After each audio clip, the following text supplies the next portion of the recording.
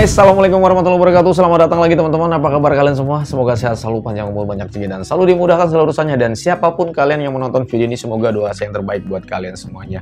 Dan seperti biasa, buat teman-teman yang baru pertama kali gabung dengan channel ini, saya ucapkan selamat datang. Oke, kita akan membahas alur cerita dari Taylor, drama series AMKA di episode yang ke-82. Cerita ini akan kita mulai dari si Tatum nih guys ya. Kenapa? Tatum ini adalah orang yang berbahaya yang ditugaskan oleh Ranikor, yang sebetulnya pada saat itu dia adalah bagian dari geng napi yang pernah menjajah si Ranikor, teman-teman ya. Tetapi pada saat dia mau keluar, dia diiming-imingi uang yang sangat banyak oleh si Ranikor dengan jumlah yang menurut gue ya, sekali lagi nggak sedikit ya. Bukan puluhan juta lagi, tapi ratusan juta. Dia ditawarin kurang lebih sekitar nominalnya itu kalau nggak salah ya teman-teman ya, sekitar 200 juta. Tugasnya simpel sih, cuman ngerusak rumah tangga Raja dan juga Arsy. Kacau ya, apalagi kalau misalnya dia sampai berhasil mencelakai Arsy pada saat ini, maka dia akan langsung ditransfer uang 200 juta. Ya mungkin dia pada saat itu lagi mentok ya, butuh pekerjaan, butuh duit ya kan. Apalagi sekarang ini jangankan untuk passion atau untuk shopping-shopping ya, buat biaya sekolah bahkan biaya ngontrak aja dia sempat bermasalah gitu dengan kontrakannya. Jadi wajar kalau pada saat itu si Tatum ini menerima pekerjaan dari si Ranikor ini, para pemirsa. Tatum ini adalah bagian dari korban Ranikor yang terbaru. Pakai logika aja yang gampang ya. Si Ranikor ngejanjin uang ratusan juta ke si Tatum ini kalau dia nyelesain tugas mencelakai si Arsy atau mungkin rumah tangga Arsy dan juga Raja. Bisa aja seperti itu. Ketika nanti tugas dia selesai, yang mau transfer siapa? Sedangkan logikanya di dalam penjara si Ranikor nggak mungkin dong dia megang HP. Itu logika yang gampang banget. Tetapi kenapa si Tatum ini mau ditipu? Ya sekali lagi, mungkin karena kebutuhan kali ya. Ya tapi ya sudahlah. Orang yang lagi kepepet apapun ketika bicara soal uang udah pasti cepet urusannya. Yang singkat cerita, ketika dia melamar pekerjaan ke Raja dan juga Arsy, beberapa pertanyaan tuh ya dilontarkan baik dari Raja, baik dari Arsy ya, dengan pertanyaan ini, pertanyaan itu. Kenapa kamu nggak bekerja di bos yang lama? Terus alasannya bekerja apa? Terus kenapa kamu bisa kerja ke sini? Kamu tahu dari mana? Pokoknya pertanyaan banyak banget lah dari Raja dan Arsy. Tetapi salutnya sih ya, dia bisa menjawab semua pertanyaan-pertanyaan dari Raja dan juga Arsy.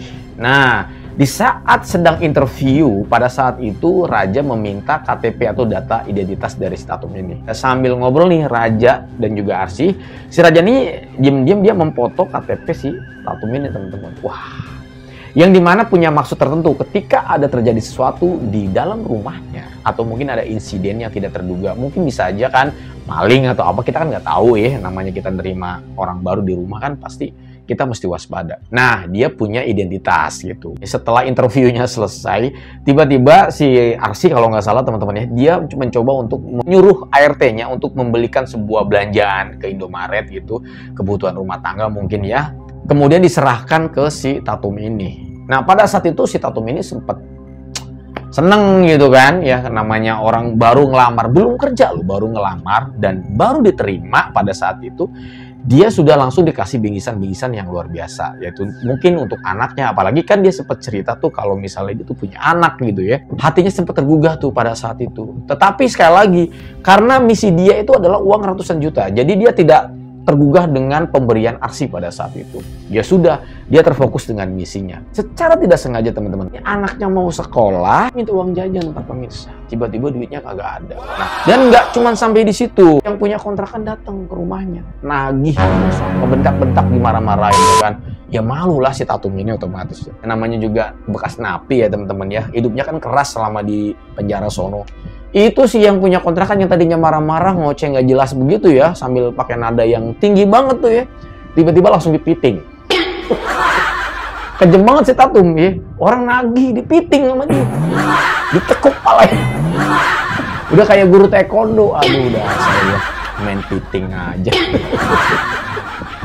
Nah, pada saat itu dia diberi kesempatan atau diberi waktu oleh si yang punya kontrakan ini kurang lebih sekitar 1 minggu. Setelah ibu kontrakan yang habis dipiting sama dia itu pergi dari kontrakan tersebut, dia langsung mikir, nah kira-kira gimana ya gue cari duitnya nih ya. Sedangkan kebutuhan sehari-hari juga kan udah pada minta-minta nih anak-anaknya kan, pengen jajan lah, pengen inilah, kebutuhan lain. Banyak lah yang harus dipenuhi gitu kan. Akhirnya dia terpikirkan untuk bagaimana caranya mencelakai si Arsy, teman-teman. Gak tau terima kasih udah diterima kerjanya, malah punya niatan yang jelek, teman-teman. Dan di cerita lain para pemirsa, ketika Arsy mencoba untuk pergi ke TPA, Raja ini mau ngikut para pemirsa. Secara tidak sengaja pada saat dia berjalan mau menuju TPA, tiba-tiba kebetulan begitu dilihat di alamat di KTP-nya, ternyata si rumahnya itu dekat dengan TPA di mana tempat Arsy mengajar. Wah, ketika Raja dan Arsy sampai di tempat yang pada saat itu mereka tuju, yaitu mencari alamat si Tatum, dia mencoba untuk bertanya kepada warga, di manakah rumah si Tatum ini? Begitu warga menjawab, oh Tatum yang keluar dari penjara, otomatis para pemirsa, Raja dan Arsy pun sangat kaget mendengarkan ucapan dari warga itu. Karena pada saat dia menyebutkan dia keluar dari penjara, apalagi alamat penjara yang disebutkan oleh warga tersebut adalah penjara tempat di mana Rani, Dimas, dan juga semua para geng-geng Ranikor kumpul di penjara tersebut para pemirsa. Yang secara otomatis Raja dan Arsy punya pemikiran, jangan-jangan si cunguk satu ini memang suruhan si Ranikor yang sengaja ditugaskan untuk menyusup masuk ke rumah kita. Nah, udah ketahuan nih belangnya nih. Alhamdulillah udah ketahuan belangnya. Apakah Raja akan melaporkan permasalahan ini ke pihak kepolisian? No. Justru Raja akan memanggil si Tatum untuk langsung disidang. Yang nantinya pada saat nanti di hari pertama dia kerja, bukannya mendapatkan kenyamanan, tetapi melainkan dia bakal disidang oleh Raja dan Arsy. Apakah nanti bakal ditangkap? Belum. Karena saat ini Raja dan Arsy hanya bersifat mencurigai saja dulu. Kenapa? Karena mereka belum ada bukti yang jelas motif apa si Tatum ini mau bekerja di rumah. Tinggal nunggu kesempatan di mana pada satu dia mungkin melakukan kejahatan, ada bukti baru dilaporkan. Mudah-mudahan bisa ditangkap. Masuk penjara lagi 2 kali. Lebok usia ya Tatum. Di cerita lain para pemirsa, kita tahu semua bahwa hari ini adalah pertama kalinya orang tua Iqbal hari ini sengaja datang dari Amerika terbang langsung ke Indonesia ingin memberikan surprise untuk bertemu dengan anaknya yaitu Dr. Iqbal yang dimana pada saat ini sudah membuka klinik terbarunya yaitu milik pribadi dari Iqbal sendiri. Ya, namanya orang tua udah pasti seneng pengen lihat nih anaknya udah jadi dokter sukses punya klinik sendiri. Wajar dong dia mau ngasih surprise buat anak yang tercintanya ini yaitu Dr. Iqbal para pemirsa. Tetapi pada saat ini kita tahu semua bahwa hubungan antara Dias dan Iqbal ini kan sudah semakin lekat. Mereka mulai coba untuk serius. Yang jadi problemnya adalah orang tua Iqbal nih. Karena yaitu tadi Dias belum tahu karakter orang tua Iqbal ini kayak gimana. Dan kebetulan di momen ini, pada saat dia sedang bekerja, tiba-tiba ada cewek masuk udah dewasa. Ya, ibu-ibu lah. Datang masuk tanpa permisi dan tanpa assalamualaikum. Malu, mungkin gayanya gaya orang luar, ya kan? Tugas Dias pada saat itu kan kayak resepsionis gitu, teman-teman ya. Menyambut pasien, kemudian mendata pasien gitu kan. Jadi kalau misalnya ada pasien datang tuh harus didata dulu, ngantri dulu. Seperti prosedur klinik pada umumnya lah, seperti itu ya para pemirsa.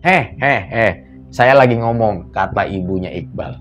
Tolong panggilin dokter Iqbal mana, suruh ke sini. Pada saat itu para pemirsa, dia pun setengah kaget sambil menerima ya tanggapan dari ibu tersebut bahwa ibu ini sebenarnya siapa, pasienkah, mau berobatkah, atau mau apa tujuan datang kemari. Kemudian tiba-tiba si ibu tersebut justru malah bilang begini, saya mau ketemu dokter Iqbal. Tolong panggilkan Iqbal ke sini atau kamu saya pecat. Baru kesan pertama ini udah langsung ada ancaman pecat memecat para pemirsa. Ya, karena ibunya Iqbal memang belum tahu bahwa si Dias yang bertugas sebagai resepsionis tersebut atau bagian administrasi mungkin ya, itu adalah sang kekasih yang saat ini akan dijadikan istrinya para pemirsa. Ini akan menjadi problem dan cerita yang mungkin bisa terbilang lumayan panjang ya para pemirsa. Dan ini adalah bagian dari PR Dias untuk bisa menaklukkan calon mertuanya nanti para pemirsa.